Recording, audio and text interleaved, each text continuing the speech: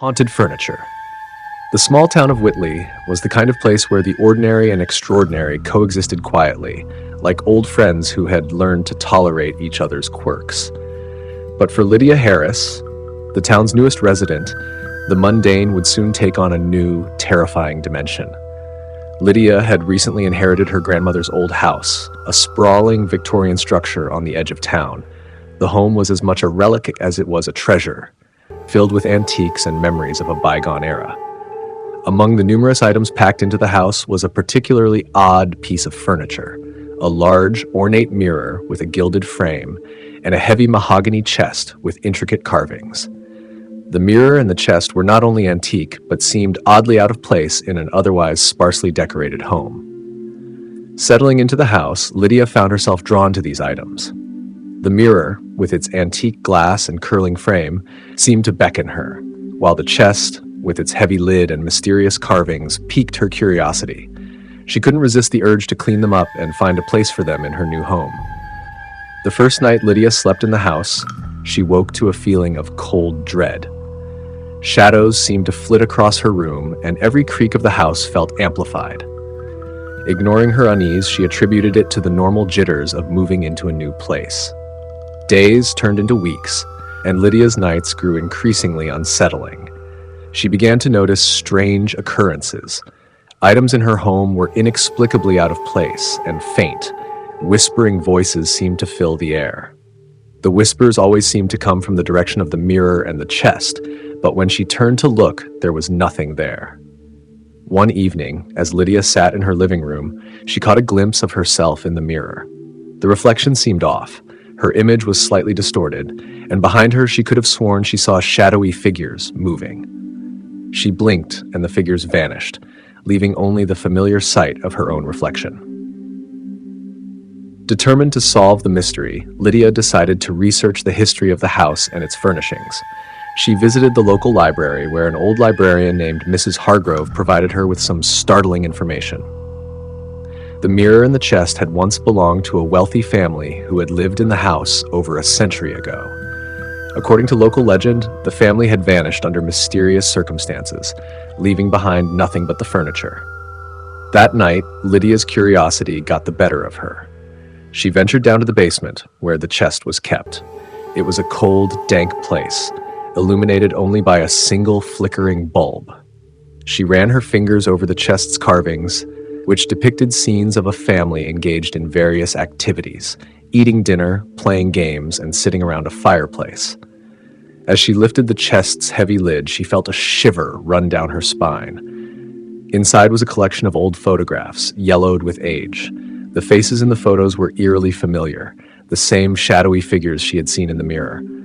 Her heart raced as she picked up one of the photos and examined it closely. The family in the photo had an unsettling resemblance to her own family, but she shook off the thought as mere coincidence.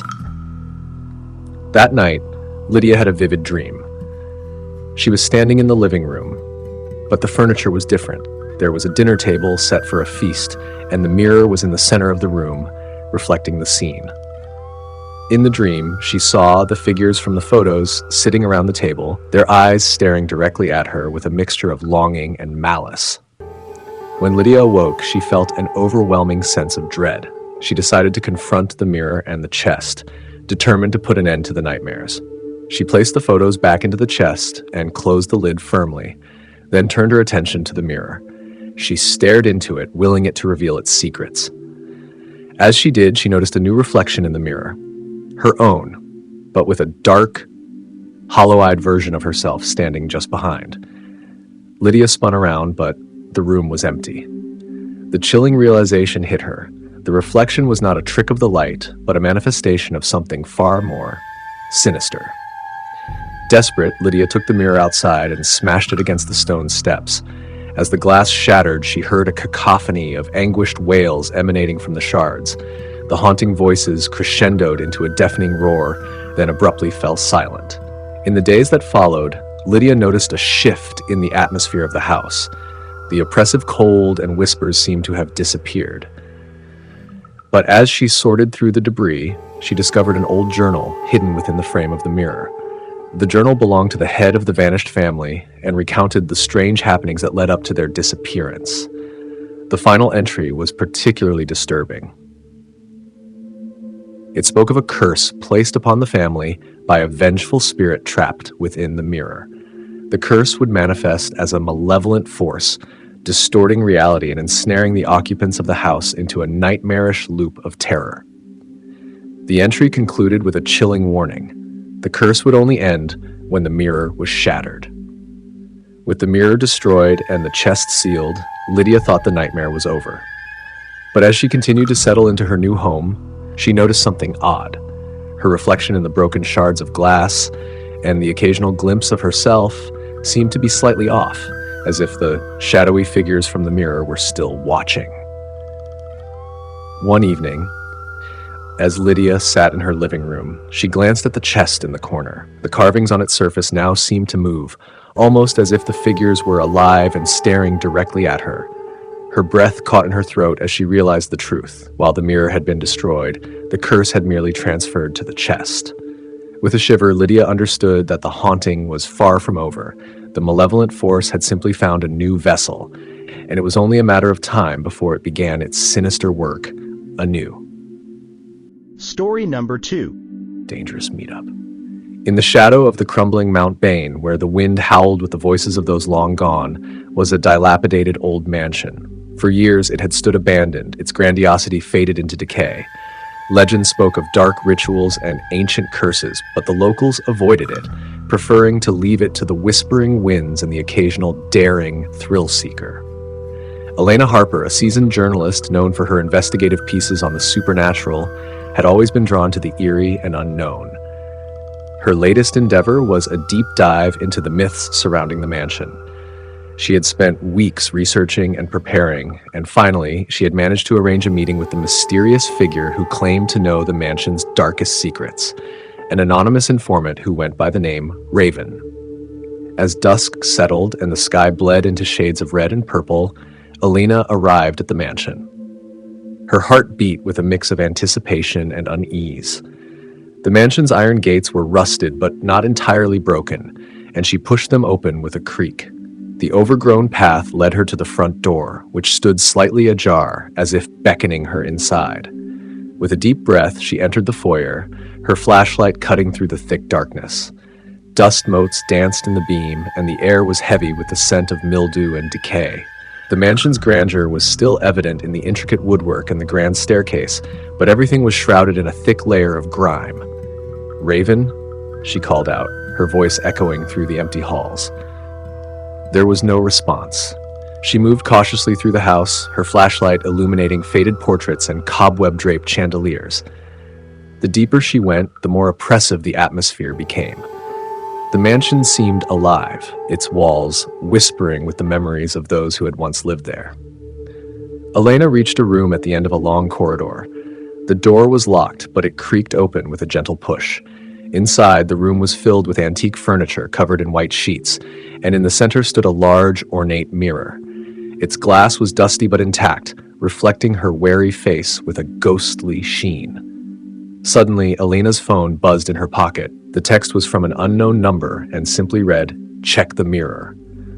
Her pulse quickened. She turned to the mirror, her reflection warping slightly in the dim light. As she peered closer, she noticed something peculiar. A shadowy figure moving behind her reflection. She spun around, but the room was empty. Her heart pounded as she turned back to the mirror. The shadow was closer now, its shape more defined. It seemed to be watching her, waiting. Just then, the door slammed shut with a deafening bang. Elena jumped, her flashlight flickering. She fumbled with her phone, trying to call for help, but there was no signal. The mirror's surface grew darker, and the shadowy figure began to take shape, a gaunt, hollow-eyed figure with a sinister grin. Panic set in. Elena backed away from the mirror, but it felt like the walls were closing in on her. The temperature dropped sharply, and her breath misted in the cold air. The shadow in the mirror began to move, its eyes locked onto hers with an unsettling intensity. Desperate, she tried to force the door open, but it wouldn't budge. As she pounded on it, a chilling voice echoed in her mind. "Welcome to the final chapter." Her phone buzzed again. Another text. "The meeting will begin soon. Be prepared." Elena turned back to the mirror, her reflection now distorted and grotesque. The shadow's grin widened, and it began to speak, its voice a low, malevolent growl. "You came seeking answers," it said. "Now you'll get the truth." Suddenly, the mirror's surface rippled like water, and the shadow began to reach out. Elena screamed, stumbling back, but it was too late. The shadow's hand grasped her wrist, and a searing pain shot through her arm. The mirror's surface pulled her in, and she was consumed by darkness. When she awoke, Elena found herself in a different room, a small, dimly lit space filled with an eerie, pulsating glow. Her hands were bound, and she was seated in a wooden chair facing a makeshift altar. At the altar stood a figure in a dark hooded robe, holding a knife and muttering incantations in a language she didn't understand. The figure turned slowly, revealing a face Elena recognized with shock. It was Raven, the informant who had been guiding her. But there was something off about him, his eyes glowing with a malevolent light.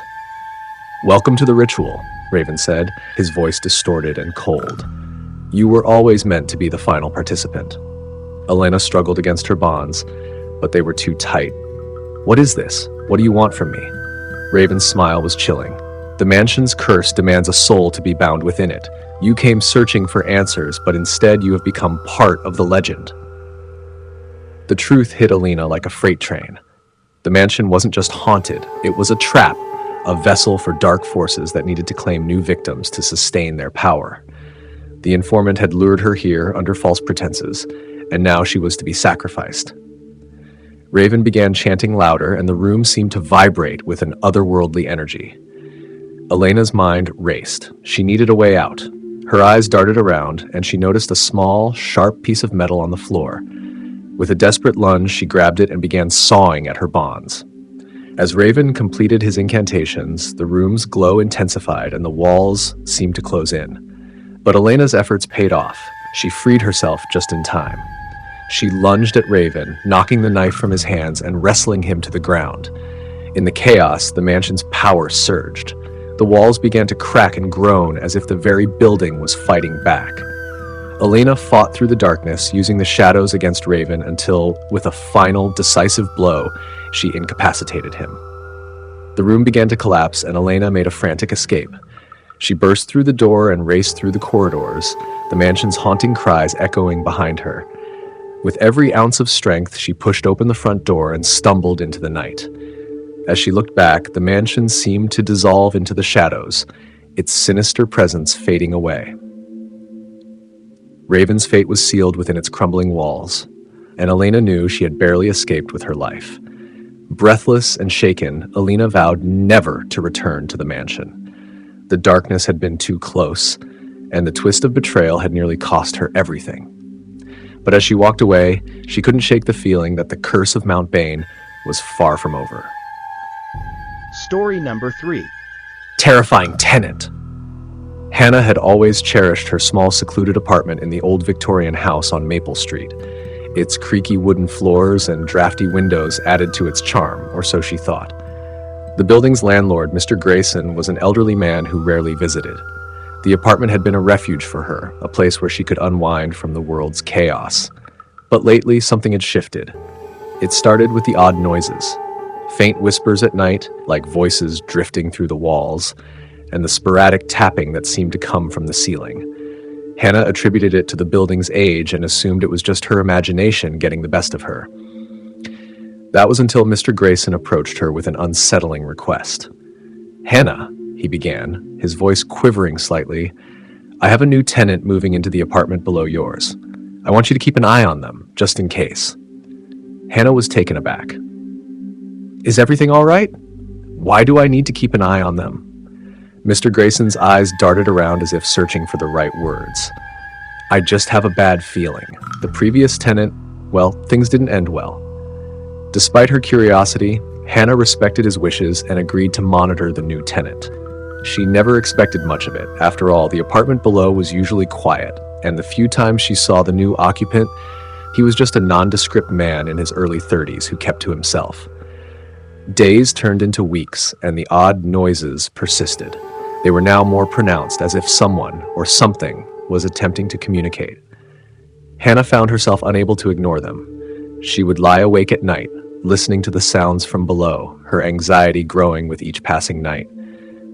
One evening, as Hannah was returning home from work, she noticed the door to the apartment below was slightly ajar. Hesitant but driven by an increasing sense of unease, she peered inside. The apartment was dimly lit by a single flickering bulb, and the air was thick with an overpowering, musty smell. It was eerily quiet. Hannah was about to turn away when she spotted something peculiar, a shadow moving across the floor. She didn't see anyone, but the shadow seemed to wriggle and twist unnaturally. Her heart raced as she stepped back, retreating to her own apartment.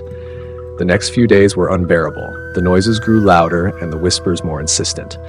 Determined to find out what was happening, Hannah decided to confront the new tenant directly.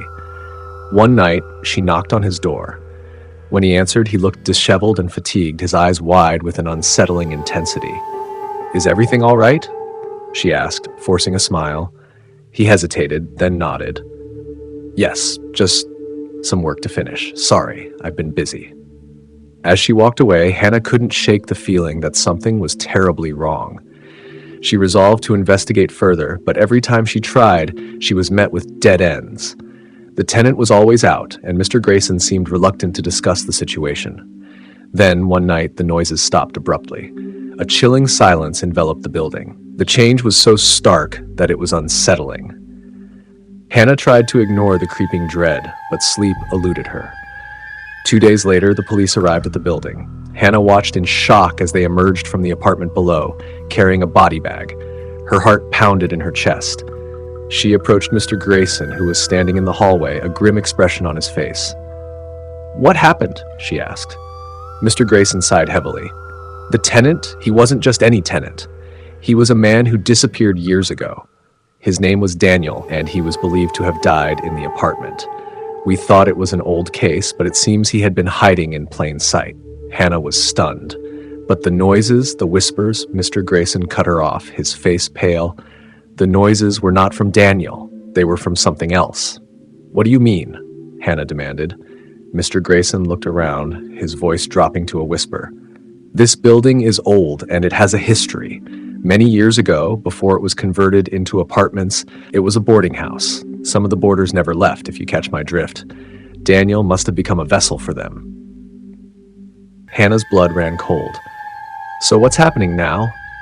Mr. Grayson's eyes were full of sorrow. "The spirits of those who died here have been waiting for their release. They were bound to this place, and Daniel was their anchor. With him gone, they're free to move on." Hannah was horrified, but also relieved. The building's eerie atmosphere had been the work of restless spirits all along. Yet, as she began to come to terms with it, a final, chilling realization struck her. If the spirits were now free to leave, then why did the sense of dread still linger? As she made her way back to her apartment, she noticed the air around her felt heavier, colder. The whispers returned, more insistent and closer than ever. The realization dawned on her that the spirits hadn't left. They had merely found a new host. Hannah's door creaked open by itself, and she was greeted by a sight that made her blood run cold. The shadows in her apartment had taken on a life of their own, writhing and twisting ominously. The whispers grew louder, forming words that echoed through her mind. "Welcome home." It seemed that in their search for freedom, the spirits had decided to claim Hannah's apartment as their new domain. The old tenant was gone, but their presence had only shifted to where they could continue their haunting. Hannah's home had become their new prison, and now she was trapped in their endless, spectral torment. Story number 4. Creepy housemate. The old Victorian house on Oak Street had been vacant for years. Its creaking floors and shattered windows seemed to whisper secrets to the curious and the brave. Emma had always been drawn to the place, a relic of her childhood nightmares and fantasies. When she saw the "For Rent" sign in the front yard, she took it as a sign, her chance to live in a piece of history and maybe discover its hidden stories. Emma moved in during the quiet days of autumn. The air was crisp, and the leaves crunched beneath her boots as she unpacked boxes and arranged her belongings. Everything felt surreal, as if she was walking through a dream. But it wasn't until her second night that the dream began to twist into something darker. It was around midnight when Emma heard the first sound, an unnerving creak from the floor above. She dismissed it as the house settling, a common occurrence in old buildings. Yet the sound persisted, followed by a faint whispering. Emma lay in bed, heart racing, trying to ignore the unnerving feeling crawling up her spine. The next morning, she met her housemate, Charlie. Emma had been assured there would be no other tenants, but it turned out Charlie was a new addition, something she hadn't been told. He was a tall, lean man with dark circles under his eyes and an air of quiet unease about him. His presence was oddly comforting, a human connection in the eerie solitude of the house. Charlie seemed reclusive, rarely venturing beyond his room. Emma often heard him pacing at odd hours, his footsteps a ghostly echo in the empty halls. Whenever she tried to engage him in conversation, he'd give curt, awkward replies and quickly retreat. Emma's curiosity was piqued. She wanted to understand the enigma of her housemate. One stormy night, unable to sleep, Emma wandered the house. The wind howled and rattled the windows, amplifying the creaks and groans of the old structure. She moved through the darkened rooms, feeling the oppressive silence.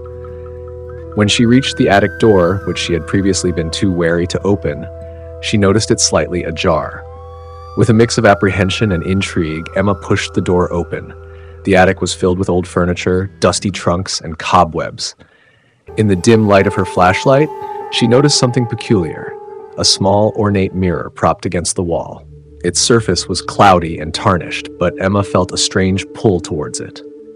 As she examined the mirror, she saw a reflection that made her blood run cold. Behind her, just beyond the edge of the mirror's frame, a shadowy figure stood, a tall, indistinct shape. Emma spun around, but the attic was empty. Her heart pounded in her chest as she quickly left the attic, closing the door behind her.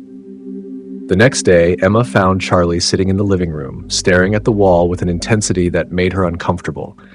She decided to confront him about the strange happenings. She found him in the kitchen, a mug of coffee in his hands, his eyes fixed on the floor. "Charlie, have you noticed anything odd about the house?" Emma asked tentatively. He looked up, his eyes wide and haunted. "You've seen it too, haven't you?" Emma's breath caught. "Seen what?" "The shadow, the mirror," Charlie said, his voice trembling. "It's been here for years, watching us.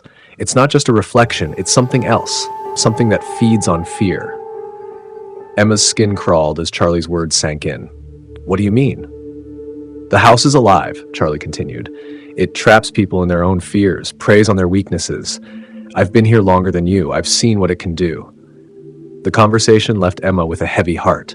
She couldn't shake the feeling that Charlie was hiding something crucial. As days passed, Emma became increasingly paranoid. She avoided the attic, but the mirror's presence loomed in her mind. One night, unable to sleep, Emma heard Charlie's pacing again. Driven by a mix of fear and curiosity, she followed the sound to his room. The door was slightly ajar, and she peered inside. Charlie was sitting in the corner, facing the mirror, a large, antique piece that Emma hadn't noticed before. Her heart raced as she watched Charlie's reflection in the mirror.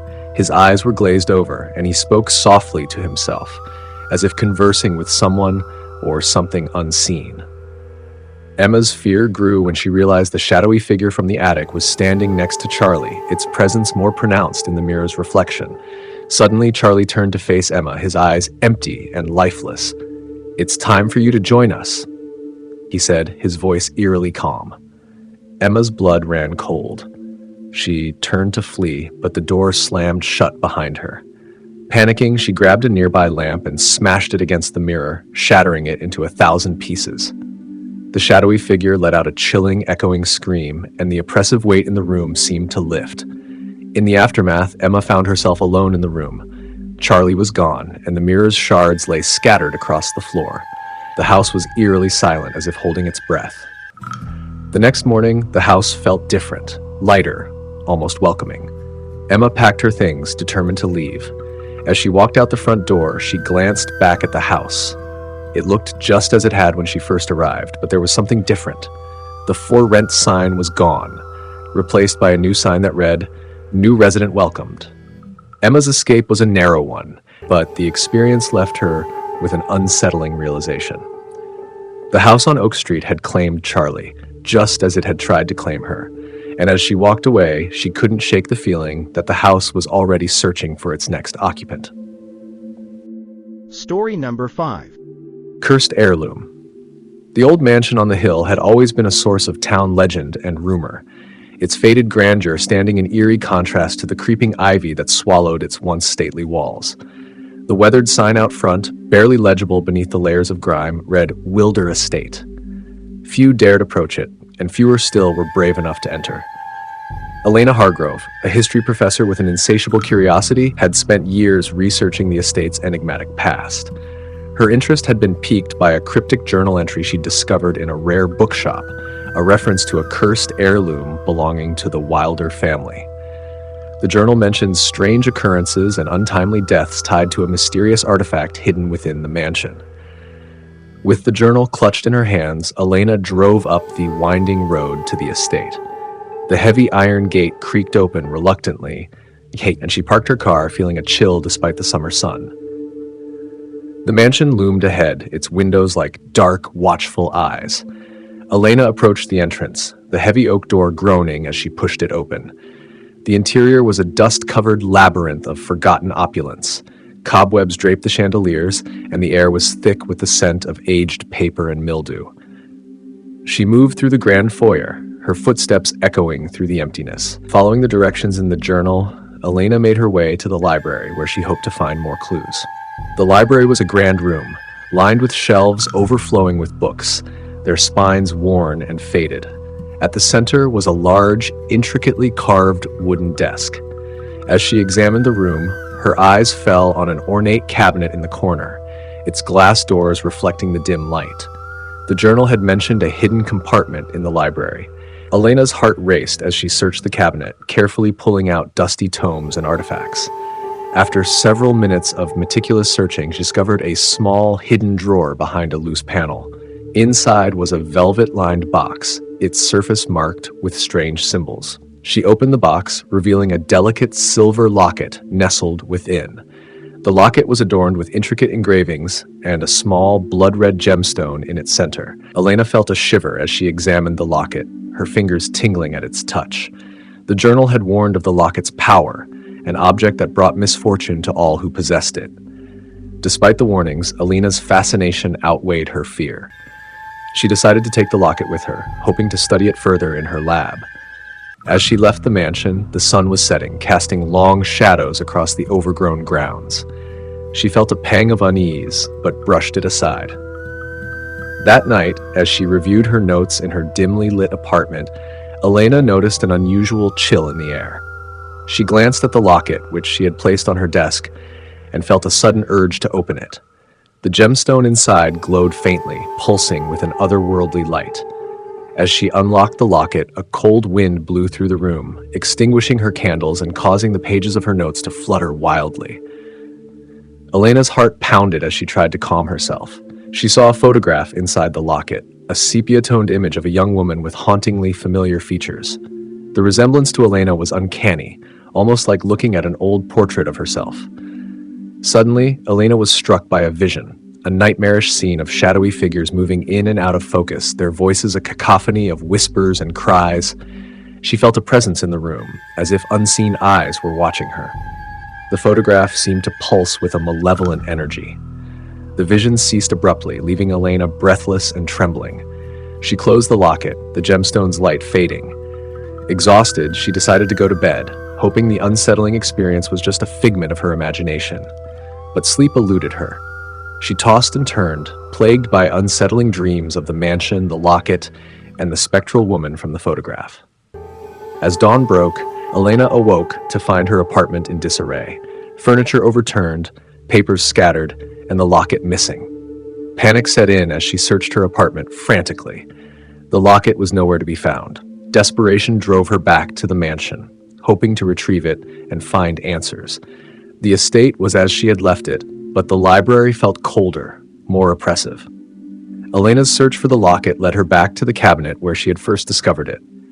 As she examined the hidden drawer, she heard a soft whisper behind her. Turning around, she saw a shadowy figure emerging from the darkness. The figure moved with an unnatural grace, its eyes glowing with the same red light as the gemstone. The figure spoke, its voice a chilling whisper. "You should not have taken it. The locket is bound to the fate of the Wilders." Elena's heart raced as she tried to comprehend the figure's words. It reached out, and a gust of icy wind swept through the room. Elena staggered back, clutching her chest as the temperature plummeted. The figure continued, "The locket binds its owner to the curse of the Wilder family. It demands a sacrifice to break its hold." Suddenly, the figure lunged toward her. In a frantic attempt to escape, Elena fled the mansion, the shadowy figure's chilling laughter echoing in her ears. She didn't stop until she was safely back in her car, the mansion receding into the distance. As she drove away, Elena felt an overwhelming sense of dread. The journal had mentioned that the curse could only be broken by returning the locket to its rightful place.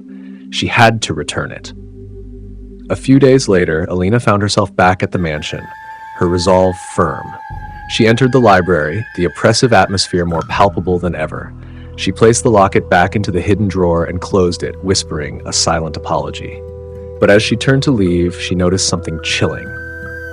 The photograph inside the locket had changed. Now it was a picture of herself, the same familiar features from the photograph in the locket.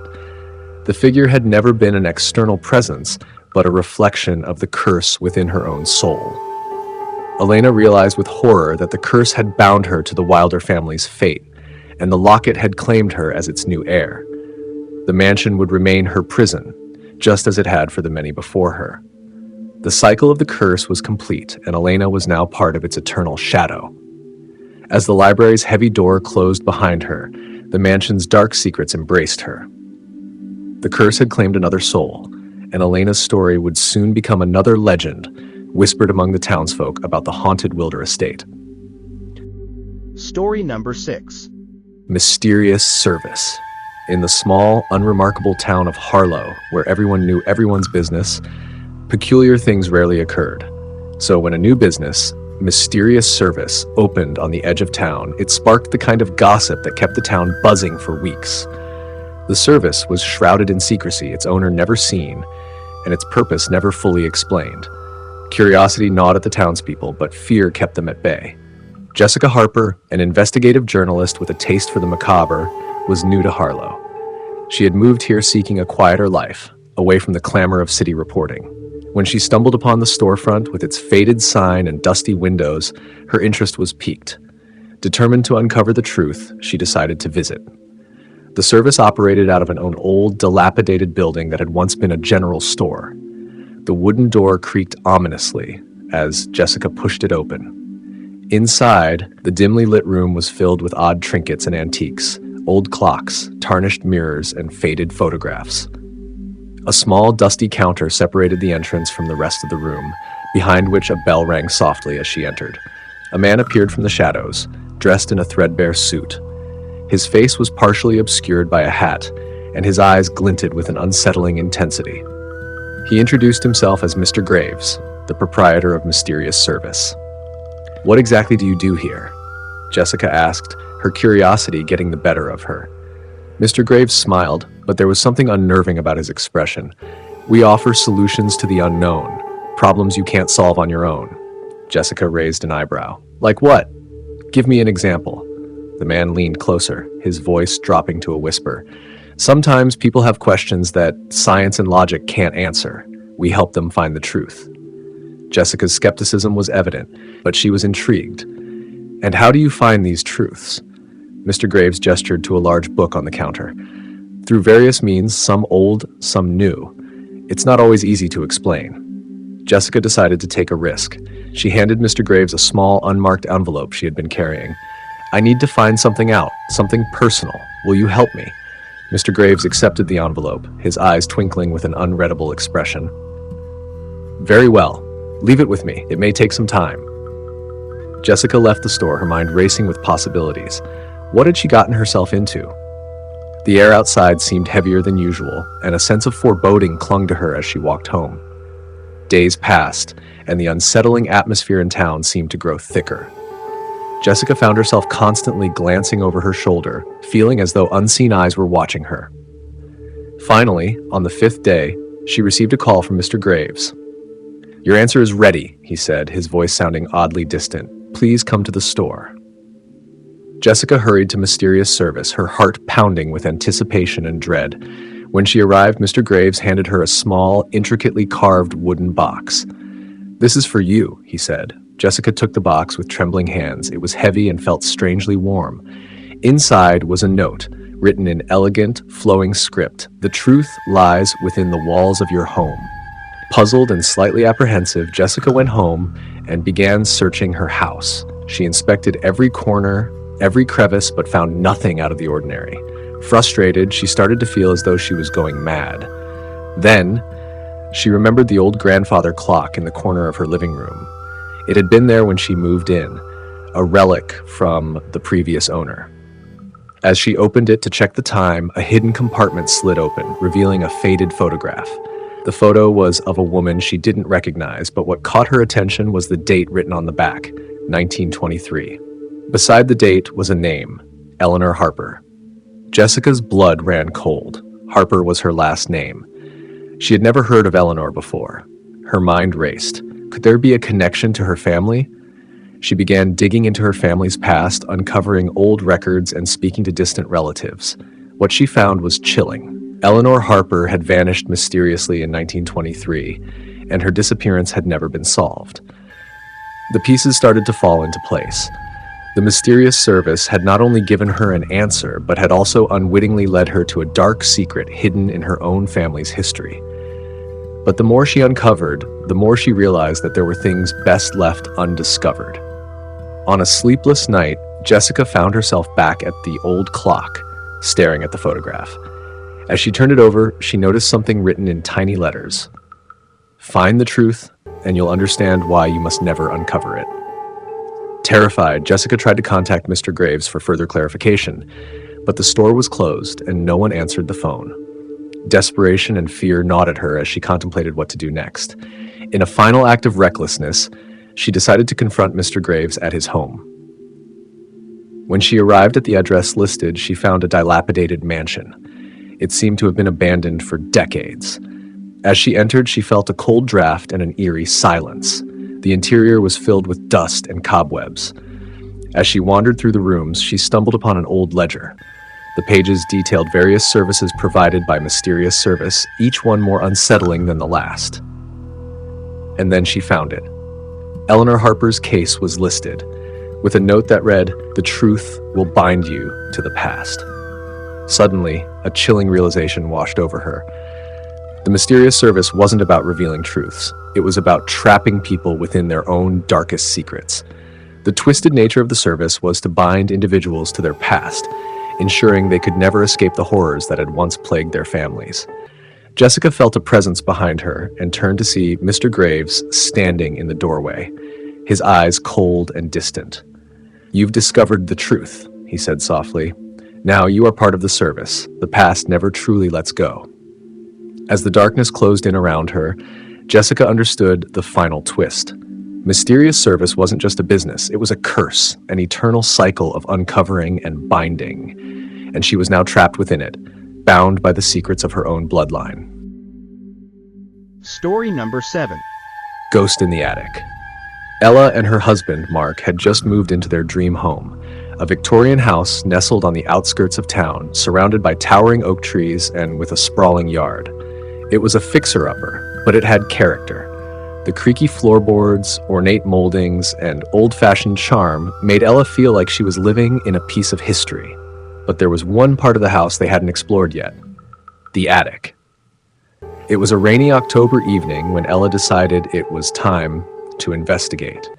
She'd heard the old tales about the house, stories about the previous occupants vanishing without a trace. Mark was away on a business trip, so Ella had the house to herself. She grabbed a flashlight and climbed the narrow staircase leading to the attic. The wooden steps groaned under her weight, adding to the eerie atmosphere.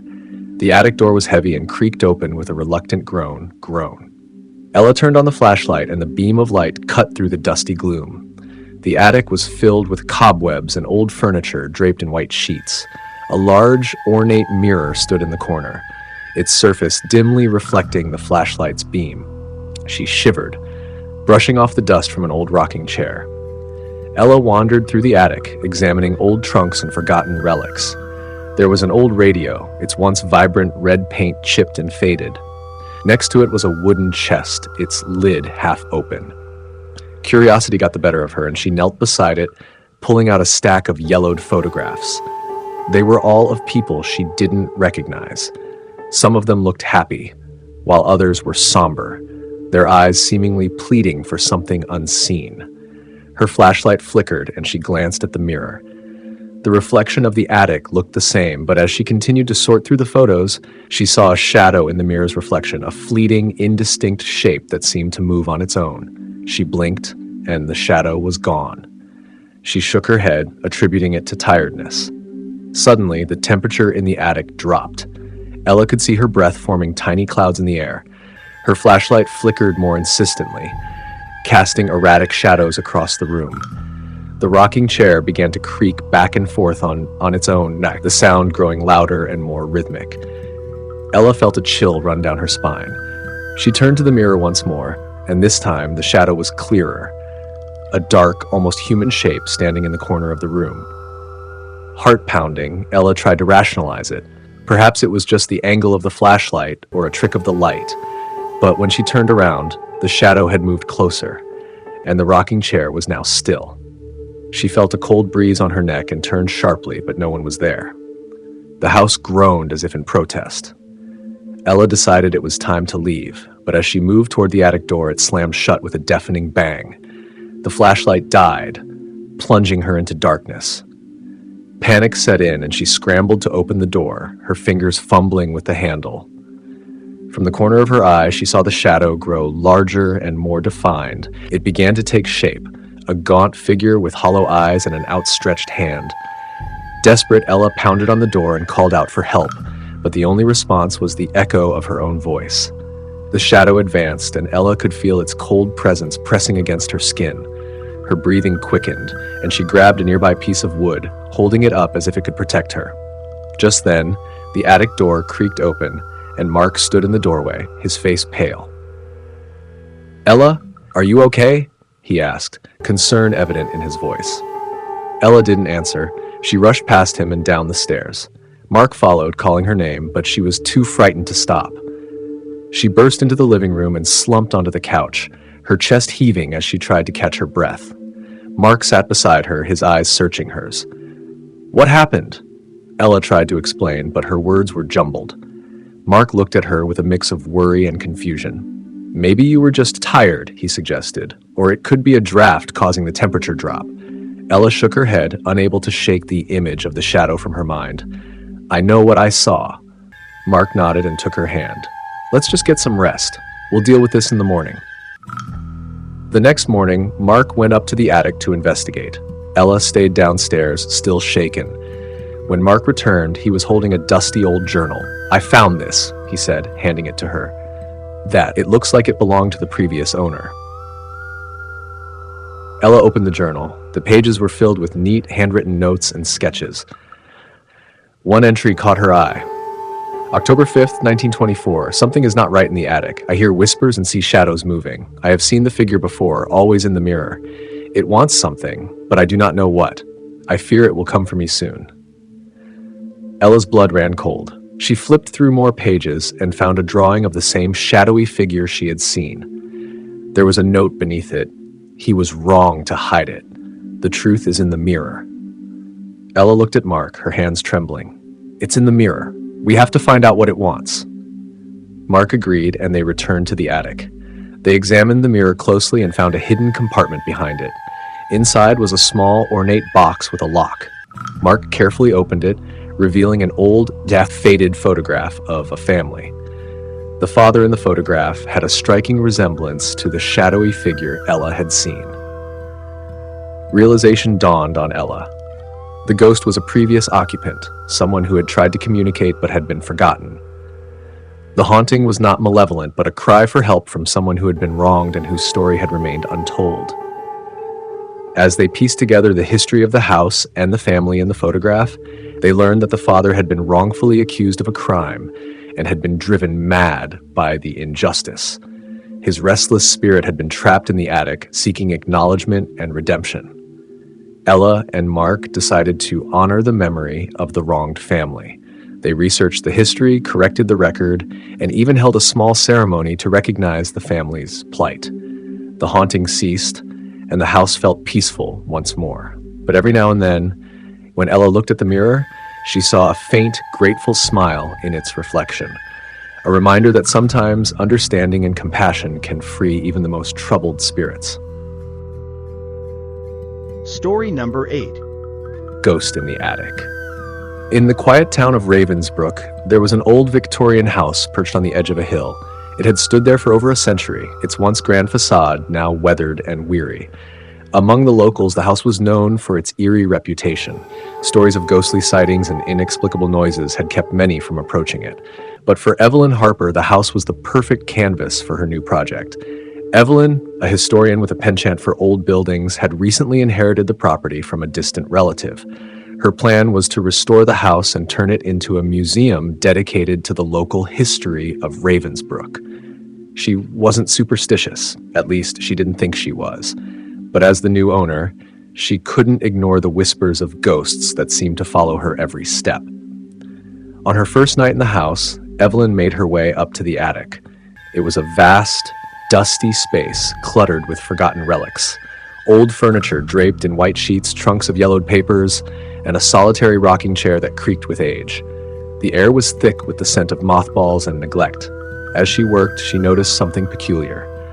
The rocking chair, which had been motionless, began to rock slowly back and forth. Evelyn tried to convince herself it was just a draft, but a chill ran down her spine. Determined not to let her imagination run wild, she continued her inspection. The attic held a trove of old photographs and letters. One letter in particular caught her eye. It was dated 1924 and addressed to a Mr. Edward Harper, her great-grandfather. The letter spoke of a man tormented by shadows and whispers, pleading for help to rid the house of its tormentors. The final line was a chilling warning: beware the eyes in the dark. That night, Evelyn lay in bed with the letter beside her. The house was unnaturally quiet, save for the occasional groan of the old timbers. Just as she was about to drift off, she heard it, the faintest sound of a child crying, coming from the attic. She sat up, her heart pounding, but the sound ceased before she could investigate. The next morning, Evelyn decided to explore the attic further. She found an old diary among the dusty items. It belonged to a young girl named Lucy Harper, who had lived in the house in the early 1900s. Lucy wrote about strange occurrences, a shadowy figure that visited her at night, and a mysterious, cold spot in the attic. The final entry was unsettling.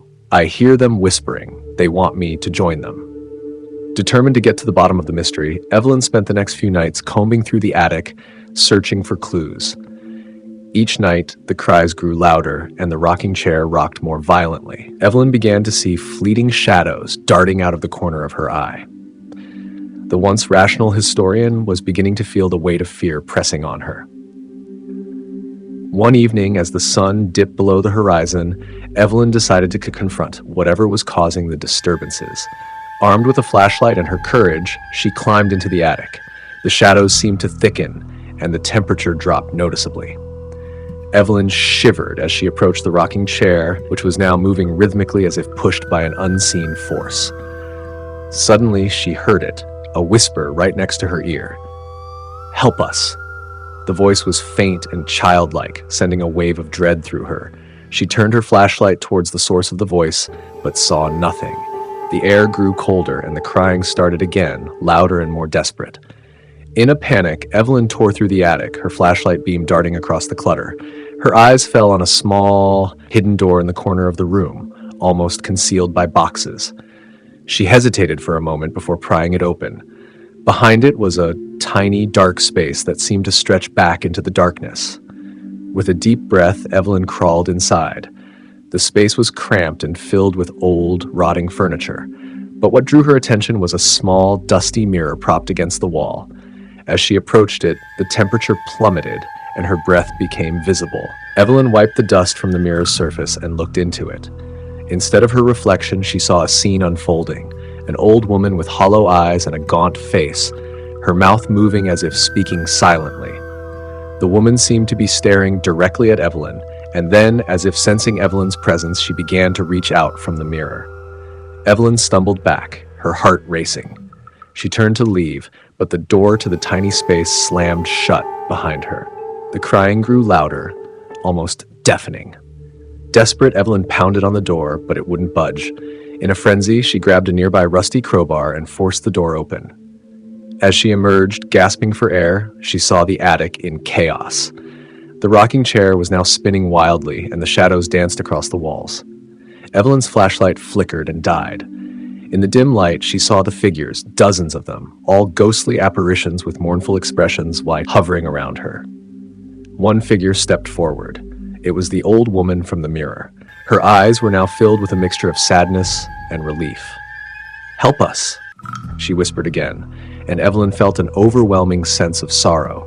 In a sudden realization, Evelyn understood. These were the spirits of the past, trapped by some dark curse. They weren't malevolent, they were desperate, seeking release from their torment. She looked around, searching for anything that could help. Her eyes fell on the old diary she had found earlier. With a burst of inspiration, Evelyn grabbed the diary and read aloud the final entry. As she spoke, the ghosts both began to wail, their forms growing more insubstantial. The attic seemed to quake as if the house itself was trying to free them. As she finished reading, the ghosts slowly began to fade, their cries becoming distant echoes. The temperature returned to normal, and the rocking chair stopped. Evelyn, though exhausted, felt a profound sense of peace. In the weeks that followed, the disturbances ceased, and the house became a place of calm. Evelyn restored the attic, making it a special exhibit dedicated to Lucy and the other souls who had been trapped. The house, once a site of fear, had become a beacon of history and memory. Evelyn learned that sometimes the past's ghosts are not there to haunt, but to seek help. And in helping them, she found not just the truth, but a connection to those who had come before. Story number 9. Murder for hire. The night was unusually quiet as Leonard Evans walked up the creaking stairs of the abandoned mansion. Each step echoed through the hollow, dilapidated hallways. His employer had given him a simple task: eliminate a target. A straightforward job, but as Leonard approached the darkened room where the transaction was to take place, a shiver ran down his spine. Leonard was a professional, one of the best in the business. He had no qualms about his work, had always operated with clinical efficiency. But tonight felt different. The mansion, once grand, now stood as a crumbling relic of a forgotten era. Shadows seemed to shift and whisper, and an eerie chill hung in the air. He shook off his unease and pushed the door open. Inside, the room was sparsely furnished. A tarnished chandelier hung from the ceiling, casting dim, flickering light. A long wooden table dominated the space, and behind it sat a figure cloaked in darkness, their face hidden beneath the brim of a wide hat. Leonard could only see their hands, a pair of gloved fingers drumming idly on the table. "You're late," the figure said in a voice that was smooth but carried an edge of authority. Leonard could not place the accent, but it was unsettling. "My apologies," Leonard replied. He moved to the table, placing a small leather briefcase before him. Inside was a silenced pistol, perfectly suited for the job. "The payment." The figure leaned forward slightly, their face still obscured. "I trust you have verified the details of the contract?" Leonard nodded. "The target is Emily Carver, a high-profile journalist who has been digging into some sensitive matters.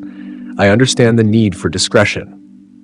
"Very good," the figure said, then slid an envelope across the table. Leonard opened it to find a photograph of Emily Carver and a map detailing her usual routes. The map had been meticulously annotated, showing her office, favorite cafe, and even her home address. Leonard took a moment to study the photograph. Emily had a confident, determined look in her eyes that, despite the cold professionalism of Leonard, made him pause. He shook off the feeling and pocketed the photo. "Everything seems in order," Leonard said, closing the briefcase. "When is the payment due?" The figure's hands drummed on the table once more. "You will receive your payment once the job is completed. However, there's an additional condition." Leonard raised an eyebrow. "And that is?" The figure leaned back, their posture relaxing slightly. "This task must be executed tonight. There will be no extensions. Failure to meet this requirement will have consequences." Leonard's pulse quickened. "Understood." As he left the mansion, the silence of the night felt heavier, more oppressive. He drove to Emily's neighborhood, the map guiding him through winding streets lined with tall, imposing houses. His destination was a modest house near the end of the block. He parked a few streets away and approached on foot, his senses heightened by the creeping fog that had begun to roll in. Emily's house was dark, save for a single light in a back room. Leonard crept around to the back, his heart pounding with a mix of anticipation and unease. He silently climbed a small fence and approached the window. The interior was dimly lit, and Leonard could see Emily sitting at her desk, deeply engrossed in her work. Leonard took a deep breath, raised the pistol, and prepared to take the shot. Just as he was about to pull the trigger, a movement in the darkness made him freeze. A shadowy figure emerged from the corner of the yard and slipped through the door. Leonard's pulse raced. Was there another hired gun? He watched as the new figure entered the house, their intentions unclear. The suspense grew unbearable, and Leonard had to act quickly. He waited for what felt like an eternity before carefully entering through the window. He moved silently through the house, following the muffled sounds of conversation coming from the study. The door was slightly ajar, and Leonard peered inside. Emily was standing, facing the new figure, an older man with a grizzled appearance. They appeared to be arguing, and Leonard's confusion grew as he heard snippets of their conversation. "You can't keep this from the public," Emily said, her voice tense. "The people need to know." "That's not your decision," the man replied, his tone sharp. "You're digging too deep, Emily. Some things are better left buried." The tension in the room was palpable. Leonard's grip on the pistol tightened. Just as he was about to move in, Emily turned abruptly and saw him through the open door. Her eyes widened in shock, and she stepped back, her hand instinctively reaching for a drawer. The older man spun around, his face now fully visible. Leonard's heart skipped a beat. The man was none other than the figure from the mansion, the one who had hired him. "Leonard Evans," the man said, his voice cold and calculating. "I knew you would come." Before Leonard could react, the man drew a weapon of his own, a sleek, silenced pistol. He aimed it at Emily and, with a practiced move, incapacitated her with a tranquilizer dart. Leonard's mouth went dry. "What's going on?" Leonard demanded. "I was hired to kill her." The man smirked, a cruel glint in his eyes. "That was a test." "A test?" Leonard echoed, confused. "Yes," the man said, taking a step closer. "A test of loyalty and skill. I needed to see if you were capable of handling a situation where the stakes are high and the rules are uncertain. Emily is not your target. I am." Leonard's mind raced. He realized the truth too late. The figure had orchestrated this entire scenario to eliminate him, ensuring that only the most cunning and adaptable would survive. In a swift motion, the man raised his pistol. Leonard's instincts kicked in and he dove for cover, firing back in a desperate bid for survival. The house erupted in chaos, gunfire and shouting filling the air.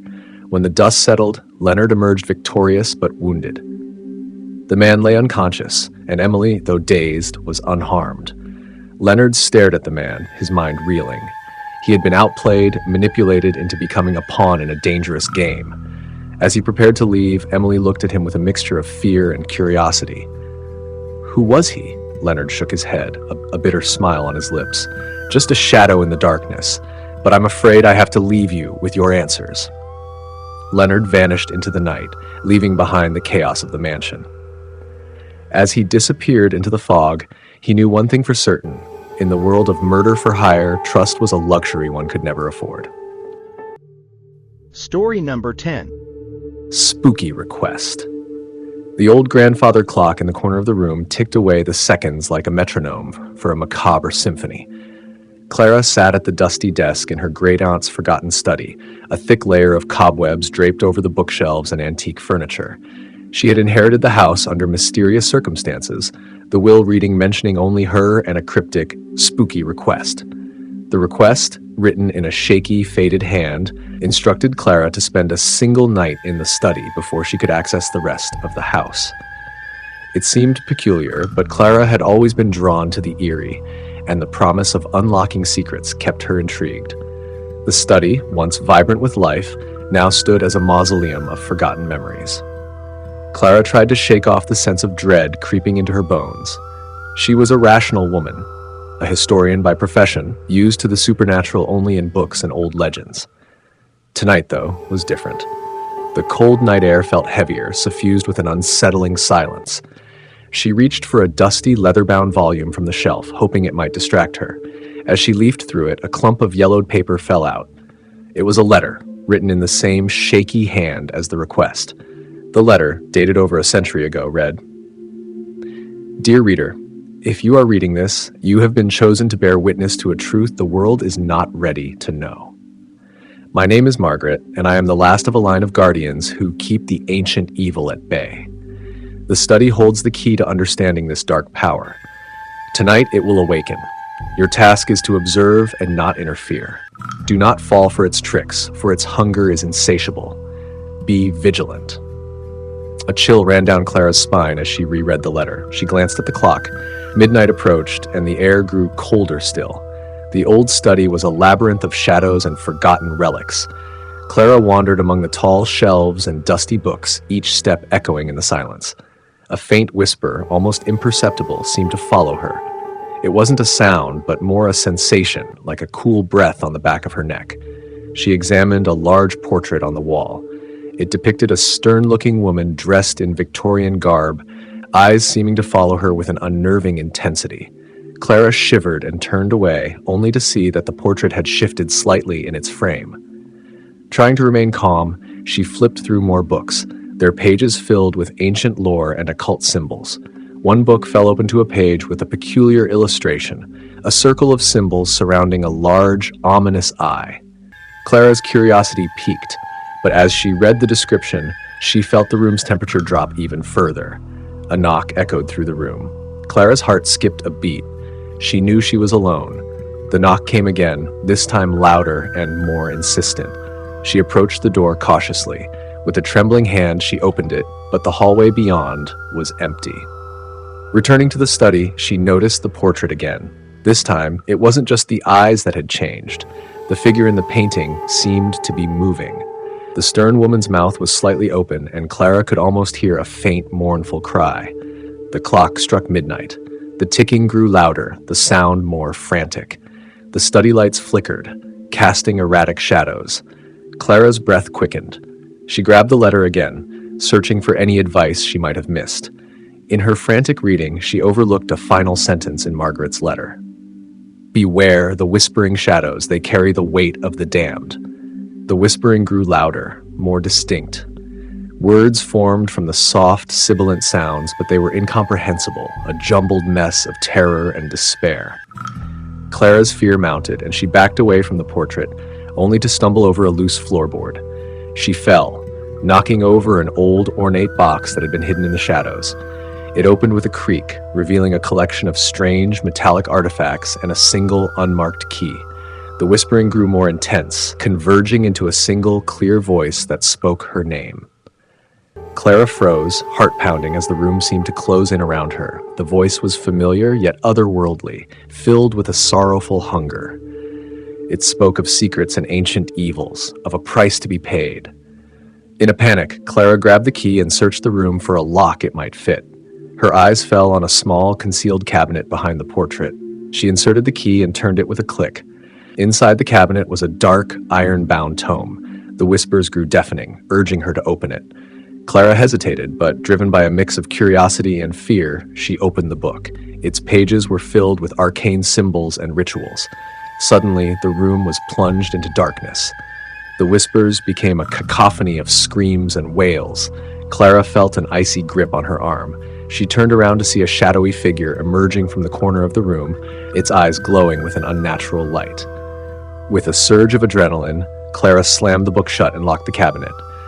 The whispers ceased abruptly, the lights flickered back on, and the shadowy figure vanished. Clara's hands were shaking uncontrollably. She had done as Margaret instructed. She had observed and not interfered. The clock struck 1. The study returned to its previous stillness. Clara, trembling, packed her things and left the room.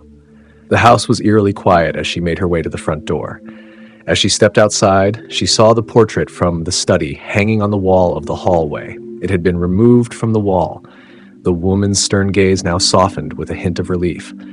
Clara noticed a small handwritten note in the corner of the frame. Thank you for observing. You have freed us. The evil is bound once more, but remember, it is never truly gone. Clara shivered as she closed the door behind her, the weight of the night's events settling heavily on her shoulders. The house, once a haven of secrets, now seemed to exhale a sigh of relief as she walked away, knowing that some requests were better left unanswered.